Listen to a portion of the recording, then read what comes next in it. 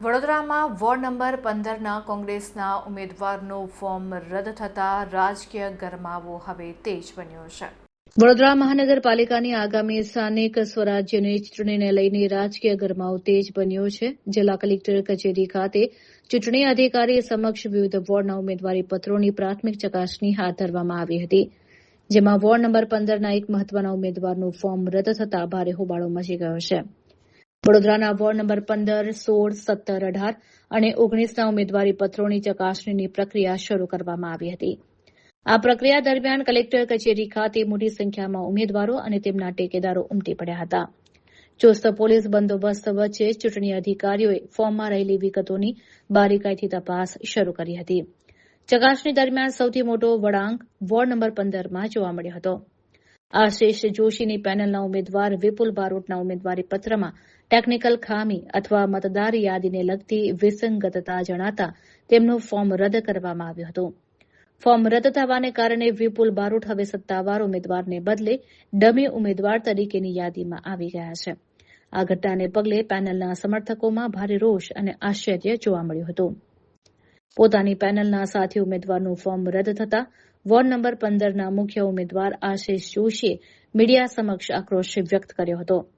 તેમણે જણાવ્યું હતું કે ફોર્મ રદ થવા પાછળના કારણો શંકાસ્પદ છે અને આનાથી ચૂંટણી પ્રક્રિયા પર અનેક સવાલો ઉભા થાય છે.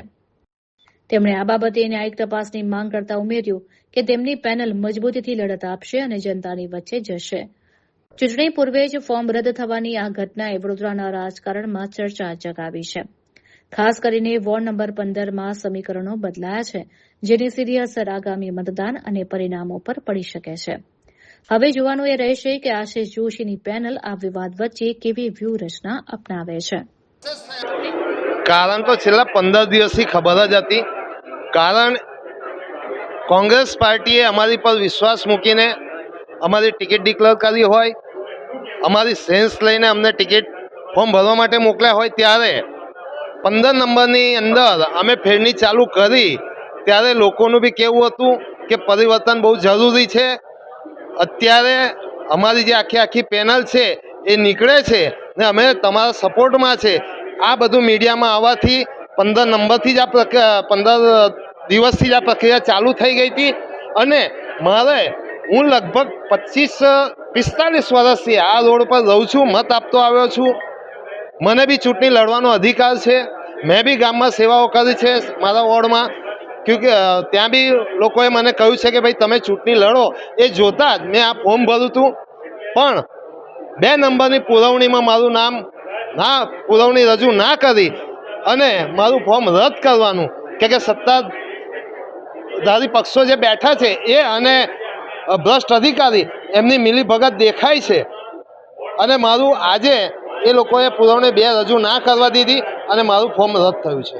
પરંતુ અમેને સંસાર આવી ગયો તો ત્યારથી અમે લોકો આ કામમાં લાગી ગયા હતા. ભલે અમને ધક્કા ખવડાયા, પણ બીજા અમે ઉમેદવાર તૈયાર રાખ્યા હતા. એટલે હવે 1 ને 1, 2 નહીં, 1 ને 1 11 કરીને અમે આ પેનલને કોઈ પણ હિસાબે જીતાડીશું અને રાજકીય લપણ મારીશું.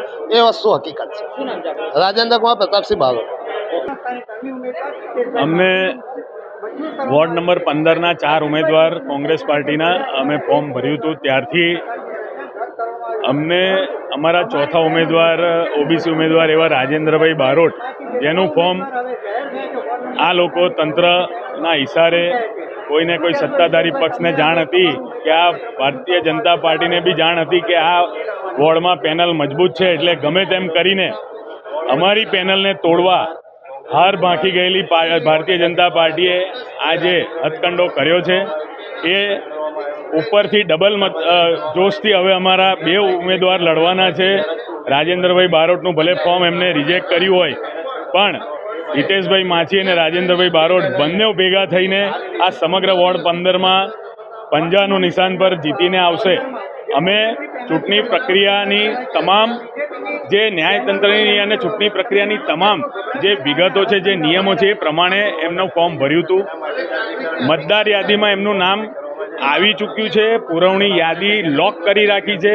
એમને એવું કહેવામાં આવતું હતું કે 10મી તારીખે યાદી ખોલીને પુરવણી 2 જાહેર કરીશું અને જેમાં તમારું નામ છે એના અમે પણ પુરાવા આપ્યા છે કે શહેર વિધાનસભા 141 શહેર વિધાનસભાના 290 નંબરના ભાગ ક્રમાંક અને 934 નંબરથી અમારા ઉમેદવાર રાજેન્દ્રભાઈ નોંધાયેલા છે, પણ તંત્ર દ્વારા એમને સર્ટિફિકેટ નહીં ઇસ્યુ કરીને પુરવણી યાદી નંબર 2 પણ નહીં ઇસ્યુ કરીને જાણી જોઈને આ ફોર્મ રદ કર્યું છે. પણ અમને ખાતરી હતી, કંઈક અંદાજ હતો કે પ્રશાસન તંત્ર અને સત્તાધારી પક્ષ ક્યાંક ને ક્યાંક અમારી પેનલથી ડરી ગઈ છે, જેના કારણે અમે હિતેશભાઈ માછીને ડમી ઉમેદવાર તરીકે ઊભા રાખ્યા હતા અને એમનું ફોર્મ આજે મંજૂર થવાથી હવે અમે તો ચોક્કસ કહીશું કે અમારી વોર્ડ 15ની અંદર 5 ઉમેદવાર લડી રહ્યા છે. ભલે રાજેન્દ્રભાઈ બારોટનું ફોર્મ રિજેક્ટ થયું, પણ હિતેશભાઈ માછીના સપોર્ટમાં સમગ્ર રાજેન્દ્રભાઈ બારોટ અને એમનો સમાજ ખડે પગે ઊભો રહીને આખી પેનલને જંગી બહુમતીથી જીતાડશે. સમગ્ર વિષયમાં એવું છે, અમે વોર્ડ નંબર 15માંથી ઉમેદવારી નોંધાયેલી હતી રાજેશભાઈ બારોટ. એની જગ્યાએ ડમી ફોર્મની અંદર મારું નામ હિતેશભાઈ માછી એ પહેલેથી અમે લોકોએ અરજ ચડાયેલી જ હતી અને અમને પહેલેથી અંદાજ હતો કે આવું કંઈક બનશે તંત્ર તરફથી. એની પૂર્વ તૈયારી રાખેલી હતી. ભલે જે કંઈ બી થયું છે, પણ હવે અમે દજાયેલા વાઘ છે, અમારો ભાઈ દજાયેલો વાઘ છે. અમને ફૂલ જોશથી અમને સપોર્ટ કરીને અમે ડબલ મહેનતથી અમારી પૂરી પેનલે જીતાડીશું.